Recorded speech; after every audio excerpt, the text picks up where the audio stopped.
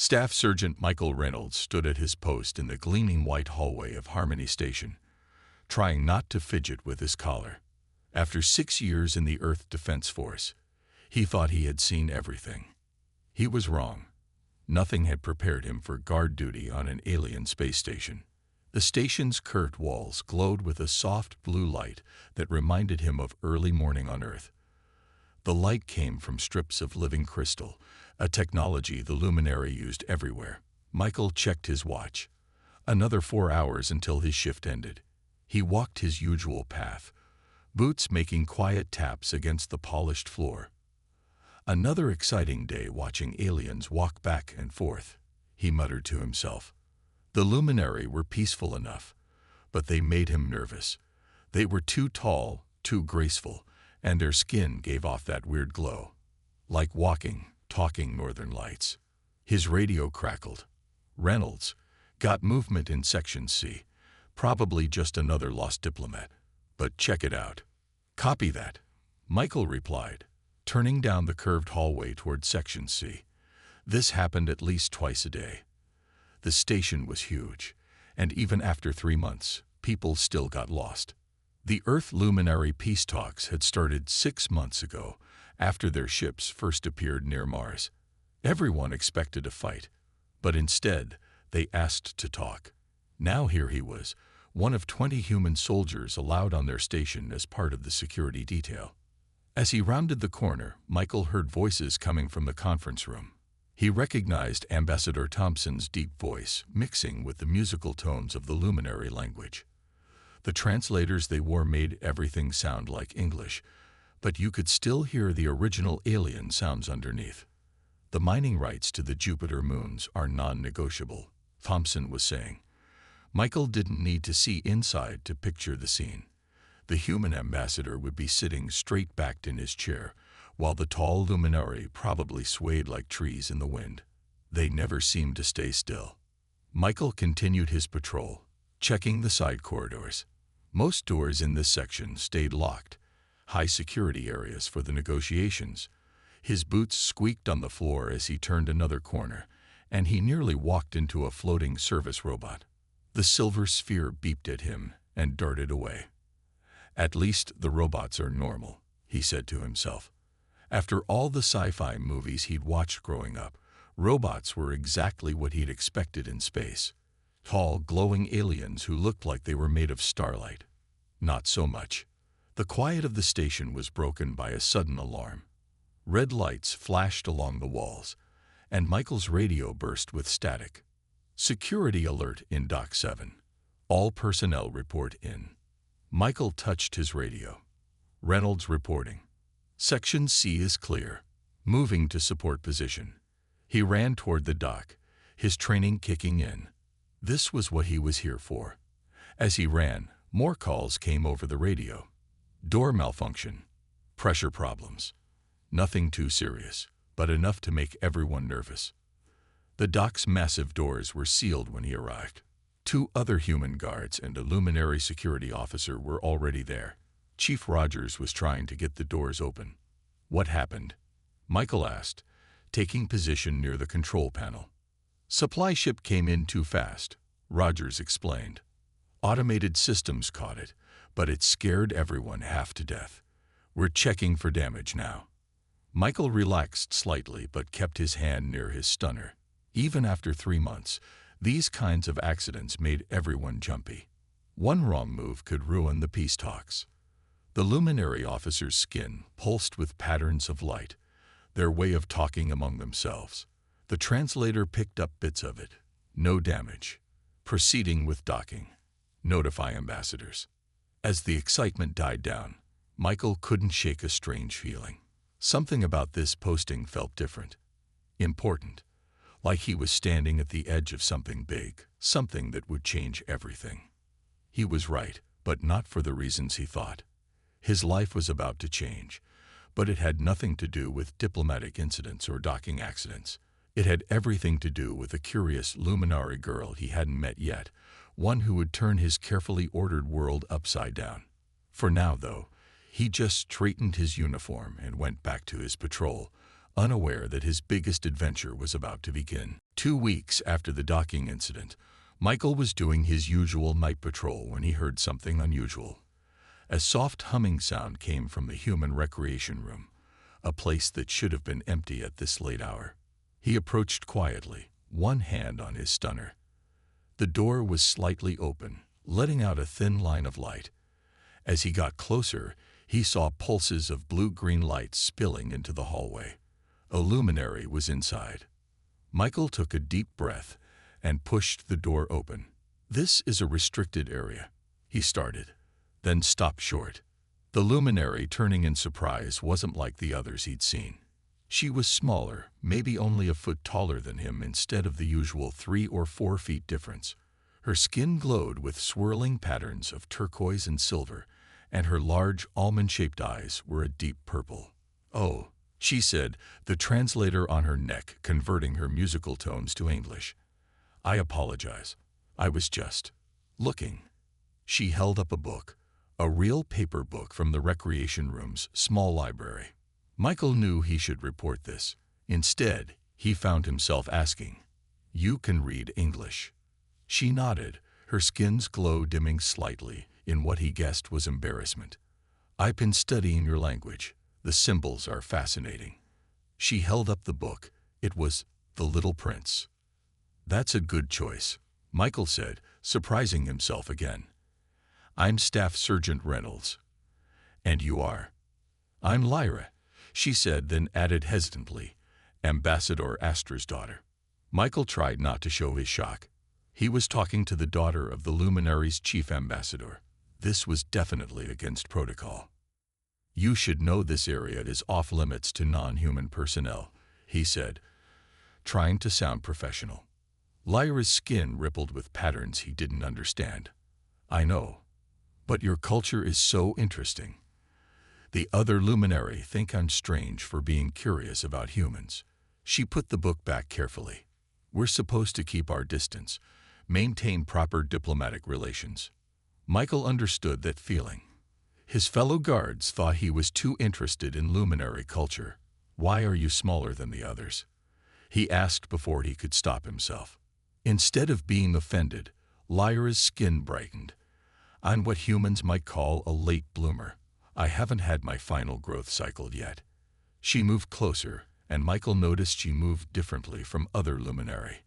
Less floating grace, more natural walking. "Why are you different from the other guards?" "What do you mean?" "You asked about me instead of just telling me to leave," she said.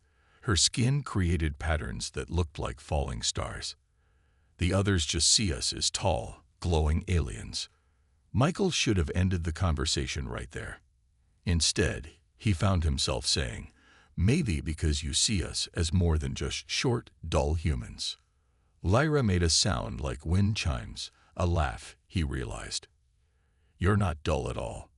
Your art, your music, your stories." She gestured at the bookshelf. "You create such wonderful things." A noise in the hallway made them both jump. Michael checked his watch. Shift change was coming soon. "You need to go," he said quickly. "If anyone finds you here." "I understand," Lyra said, moving toward the door. She paused. Will you be on duty tomorrow night?" Every security protocol said he should say no. "Same time, same patrol," he heard himself say instead. Lyra's skin glowed brighter. "Perhaps I'll get lost again tomorrow." Near the Arboretum section, it's easy to get confused about which areas are restricted. She slipped out the door and disappeared down the hallway, her gentle glow fading like a sunset. Michael stood there, wondering what he'd just gotten himself into. He was a professional soldier. He shouldn't be making secret meeting plans with an alien ambassador's daughter. But something about Lyra was different. She saw the world differently, just like he did. He finished his patrol, trying to convince himself he wouldn't go to the Arboretum tomorrow. But deep down, he knew he would. Some rules were worth bending, especially for someone who made the stars in their skin dance when they talked about books. Tomorrow would come soon enough. For now, he had reports to file. and one incident he would carefully leave out. The Arboretum was the most Earth-like place on Harmony Station. Real trees and plants from both worlds grew together under artificial sunlight. It was also the perfect meeting spot. Lots of hidden corners and few security cameras. Michael sat on a bench near a large earth oak tree that grew next to a glowing luminary crystal flower. He checked his watch again. Lyra was late today. "I'm sorry," came a musical voice from behind him. He turned to see Lyra emerge from behind a cluster of tall blue ferns. The diplomatic dinner went longer than expected. "Everything okay?" Michael asked, noticing her usual bright glow seemed dimmer. Lyra sat beside him, her skin creating gentle waves of light. "Just tired of pretending to be the perfect ambassador's daughter. Father had 3 potential suitors at dinner tonight, all proper luminary males from good families." "Oh." Michael felt a strange twinge in his chest. "I guess that's normal for your position." Lyra's skin flashed with spots of dark blue frustration he'd learned over the past 2 weeks of secret meetings. Normal, proper, appropriate. I'm tired of those words. She looked at him. "They don't understand why I'm so fascinated by humans. They think it's just a phase." Michael pulled out his phone. "Well, since you're interested in human things, I brought something to share." He pressed play, and soft guitar music filled their corner of the arboretum. "This is what we call classical guitar." Lyra's skin began to pulse with the rhythm, creating patterns that matched the music. "It's beautiful. We have nothing like this. Our music is all light and motion." She raised her hands, and patterns of light danced between them, creating a silent symphony of color. "That's amazing," Michael said, watching the lights swirl and dance. "Can all luminary do that? We all create light patterns, but some of us are better at it than others." She dimmed her display. "I'm actually considered quite good, but Father says I waste my talent making pretty patterns instead of learning proper diplomatic signals." Michael turned off the music. "Show me some diplomatic signals." Lyra brightened. "Really? Most humans don't care about learning our light language." She held up her hands. "This pattern means greetings and peace. See how the light flows from the center outward." Michael watched carefully. "Like this?" He moved his hands in a similar pattern, though obviously without the light. "Yes." Lyra's skin sparkled with joy. "You understand the basic movement. Here's another one. This means friendship and trust." She created a more complex pattern, lights weaving together like a dance. They spent the next hour sharing their cultures. Michael taught her human hand gestures and what they meant, while Lyra showed him more light patterns. She was fascinated by high fives and thumb ups, while he was amazed by the complex stories luminary could tell with just patterns of light. "Your species has so many ways of touching when you communicate," Lyra said, practicing another high five with him. "We rarely touch unless it's family." "Is that why the other luminary always stay so far from us?" Michael asked. "Partly," she said. "They also think humans are too emotional, unpredictable." She looked at him shyly. "But I like that about you. You feel things so strongly, so clearly." Michael watched the lights playing across her skin. Silver and gold now, patterns he hadn't seen before. "We think luminary are too controlled, too perfect. But you're different too, aren't you?" "We're both different," she said softly. "Maybe that's why we understand each other." A distant door opened and closed. They both tensed, but the footsteps moved away from their hiding spot. "I should go," Lyra said reluctantly. "Same time tomorrow." Michael nodded. "I'll bring more music. Maybe some human dances to go with your light shows." Lyra's skin brightened one last time before she slipped away into the artificial night of the station. Michael waited a few minutes before leaving too, his mind full of swirling lights and the promise of tomorrow's meeting. Neither of them noticed the small security drone that hovered briefly near the Arboretum's entrance, its red light blinking as it recorded their departure. Michael knew something was wrong the moment he arrived for his shift. There were too many guards in the hallway, both human and luminary. Chief Rogers waited for him by the security office, his face serious. "Reynolds, we need to talk," Rogers said, leading him inside. He closed the door and pulled up a video on the main screen. "Care to explain this?" Michael's heart sank. The security footage showed the Arboretum entrance from last night. Two figures leaving separately, one human, one giving off a distinctive glow. "Sir, I can explain," Michael started. "Save it," Rogers cut him off. "Do you know what's happening out there? Someone tried to sabotage the station's air recycling system last night. The luminary think it's human terrorists. The humans think it's luminary rebels. And I find out one of my best guards is having secret meetings with the chief ambassador's daughter." Michael stood straight, his mind racing. Was anyone hurt in the sabotage attempt? No, but that's not the point. All unofficial contact between species is now forbidden. Ambassador Thompson's orders. Rogers ran a hand through his gray hair. "I should report this." "Sir, please," Michael said. "Lyra, the ambassador's daughter, she's different. She wants to understand humans, to build trust between our people." "That's what the official diplomatic meetings are for," Rogers replied. But Michael noticed he hadn't called security yet. A commotion outside interrupted them. Through the office window, they saw a group of luminary passing by, their skin pulsing with angry red patterns. Leading them was a tall luminary Michael recognized, Council Member Thex, known for his anti-human views. "The humans cannot be trusted." Thex's voice came through the translator. "They seek to corrupt our ways, poison our youth with their chaos."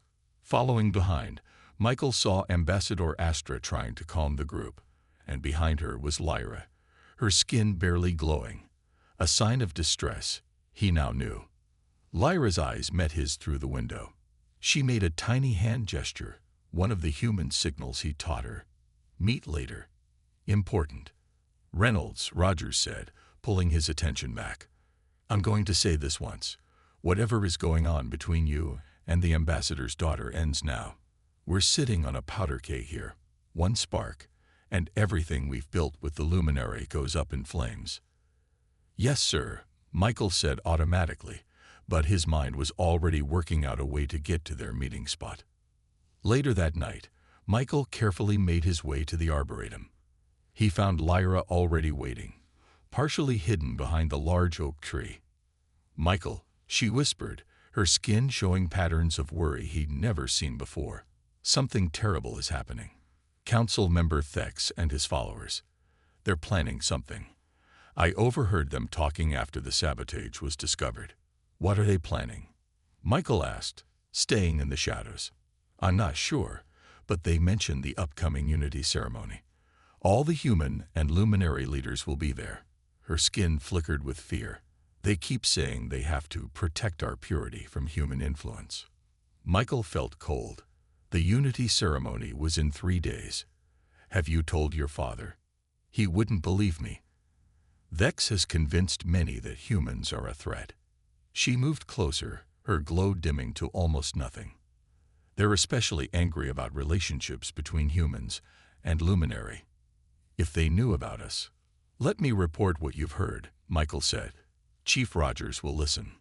Lyra's skin pulsed with doubt. "Without proof? They'll just think humans are trying to cause trouble." She touched his arm, the first time she'd ever initiated contact. "We have to find evidence ourselves." Michael knew she was right, but he also knew how dangerous this could be. If they were caught investigating Council Member Thex, best-case scenario was him losing his job and Lyra being sent away. Worst case, he didn't want to think about it. "Okay," he said finally, "but we have to be careful. No more meetings here. They're watching this place now." Lyra's skin created a pattern he recognized. Determination mixed with hope. "I know somewhere else we can meet. Somewhere they'd never look." As they made plans, neither noticed the small drone again, recording everything from high among the Arboretum's artificial stars. The Unity ceremony was about to begin. Michael stood at his post near the main conference room, watching diplomats from both species arrive. His uniform felt too tight, and his hand kept moving to his stunner. Through the crowd, he caught glimpses of Lyra standing with her father, Ambassador Astra. Her skin showed the proper diplomatic patterns, but Michael could see the worry underneath.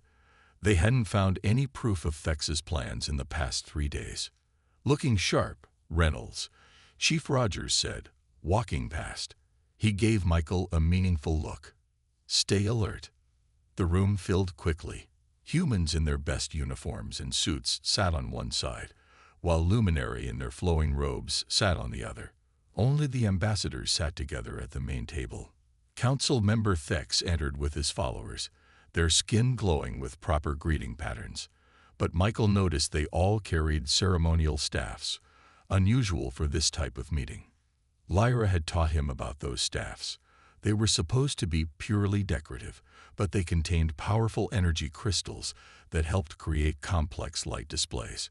In the wrong hands, those crystals could be dangerous. The ceremony began. Ambassador Thompson stood to give his speech about unity and friendship between their species. Michael scanned the room, noting all the exits. Something felt wrong. Suddenly, the lights went out. The room plunged into darkness, lit only by the natural glow of the luminary. Michael heard shouts of surprise from the human side. Then Thex's voice boomed through the darkness. Now, protect our purity. The ceremonial staffs flared to life. But these weren't making pretty light shows. They fired beams of energy at the ceiling, causing explosions. Part of the roof collapsed, blocking the main door. People screamed and ran. Michael drew his stunner, trying to see through the chaos. Where was Lyra? He spotted her helping some human diplomats away from the falling debris. Their eyes met across the room. She made a quick light pattern, danger behind him. Michael spun around just as one of Thex's followers swung a staff at his head. He ducked and fired his stunner. The luminary fell, his staff clattering to the floor. The crystals. Lyra's voice carried over the noise. They've modified the staffs to overload. They'll destroy the whole station. Michael grabbed the fallen staff. The crystal inside was pulsing with dangerous red light. He'd learned enough from Lyra to know this was bad. Everyone out through the emergency exits, he shouted, but more debris was falling, blocking some of the doors. Lyra appeared beside him, her skin glowing bright enough to light their corner of the room. I can stop the crystals, but I need your help. What do we do? Michael asked, trusting her completely. The staffs are connected. If we can reverse the energy flow in one, it should affect them all. Her hands moved over the staff he held. I need your strength. The feedback could be dangerous. Michael placed his hands where she showed him. Together, they turned the crystal, fighting against its power. The staff grew hot in their hands. Ready? Lyra asked. Her skin was glowing brighter than he'd ever seen. Together, Michael said. They twisted the crystal hard. Pain shot through Michael's arms as energy coursed through them. But Lyra's light joined with the crystals, creating new patterns he'd never seen before. The staff's angry red glow turned blue, then white. Around the room, all the other staffs did the same. There was a high-pitched whine, then a flash that lit up the whole room. When the light faded, the staffs were dead. Thex and his followers stood frozen. Their plan failed. Security teams rushed in through the remaining doors. Michael looked at Lyra. She was swaying on her feet, her glow dim but steady. He caught her before she could fall. Nice light show, he said softly. Her skin created a weak pattern that he recognized as laughter. Not bad for a human who just learned our ways. Around them, both humans and Luminary were staring.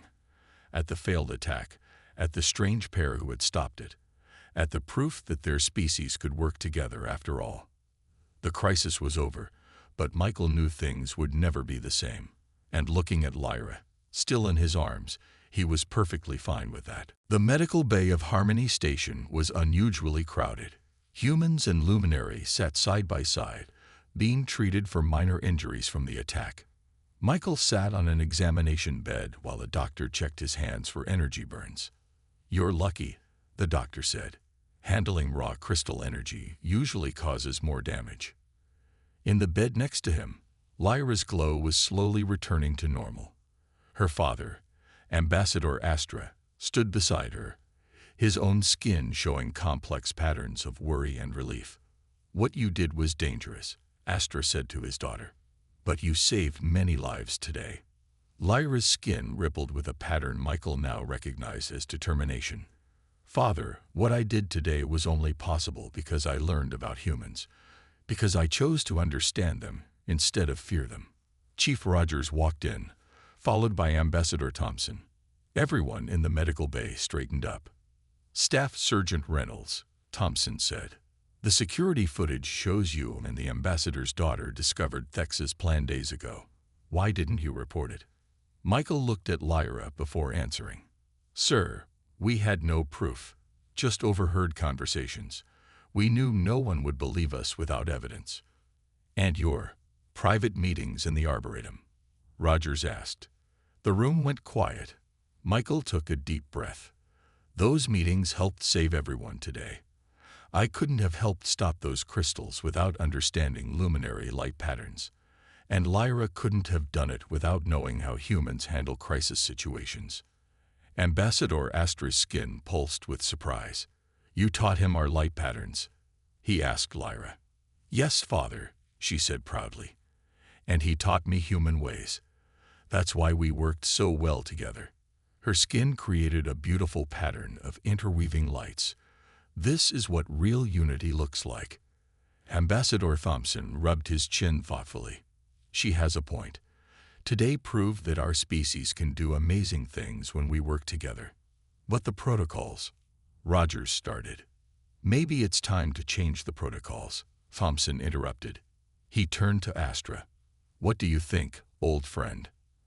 Astra was quiet for a moment, his skin showing deep thought patterns.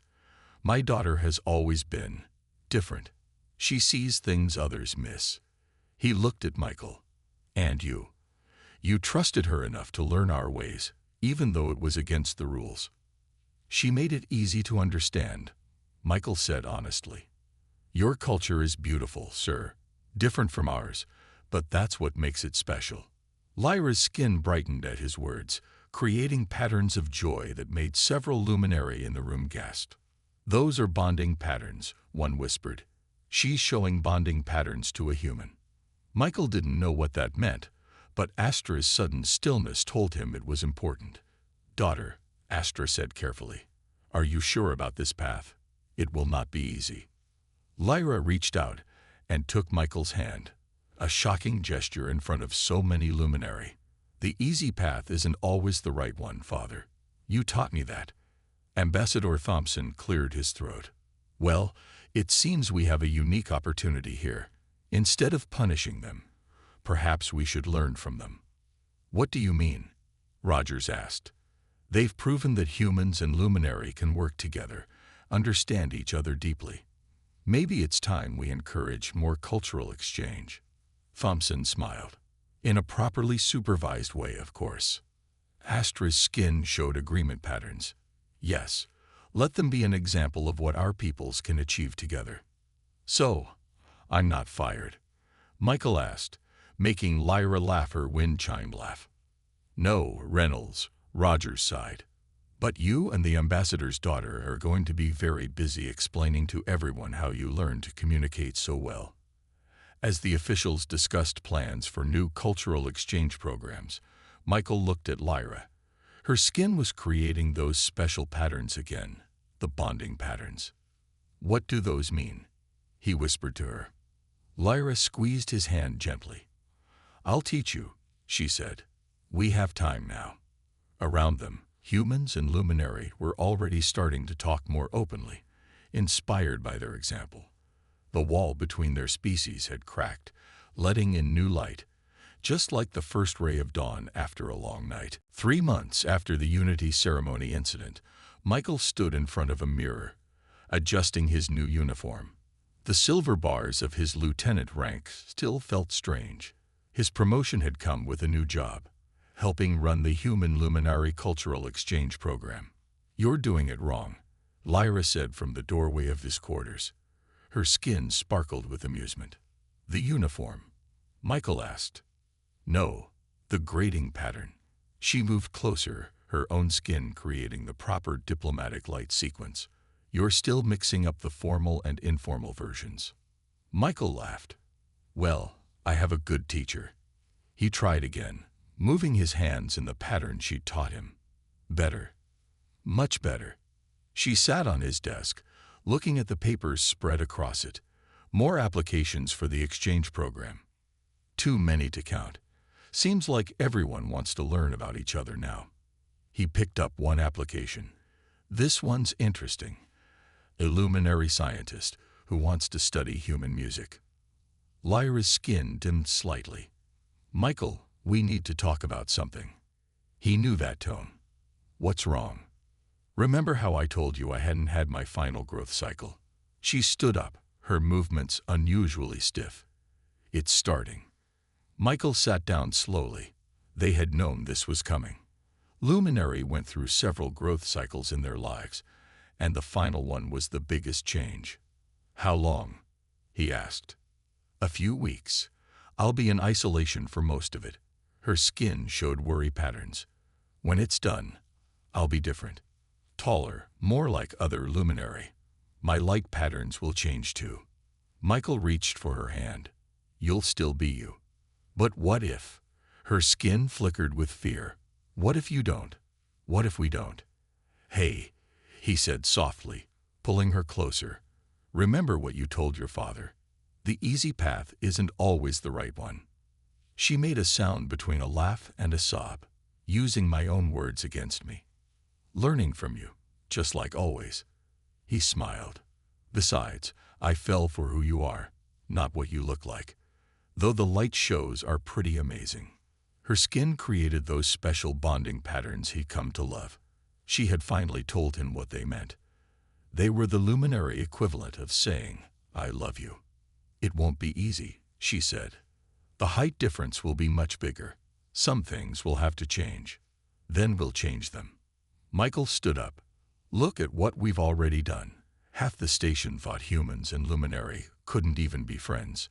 Now we have waiting lists for cultural exchange programs. But this is different. This is personal. Her skin showed complex patterns of hope mixed with worry.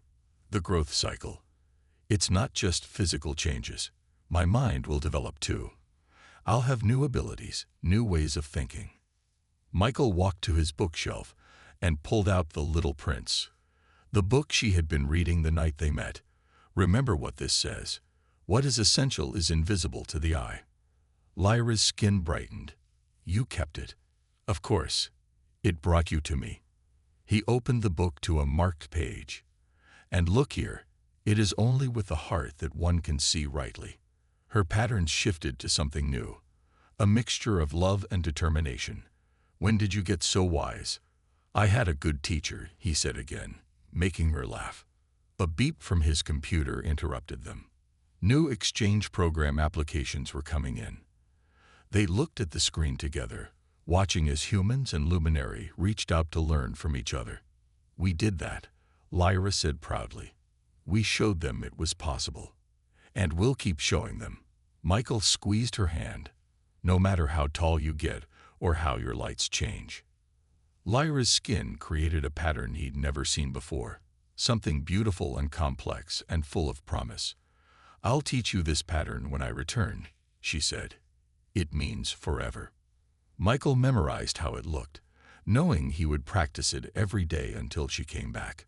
They had more barriers to face, more expectations to defy, but they would face them together, just like they had from the start. 1 year after their first meeting in the recreation room, Michael stood before a class of 20 students, 10 humans and 10 luminary. The classroom was specially designed with lighting that worked for both species.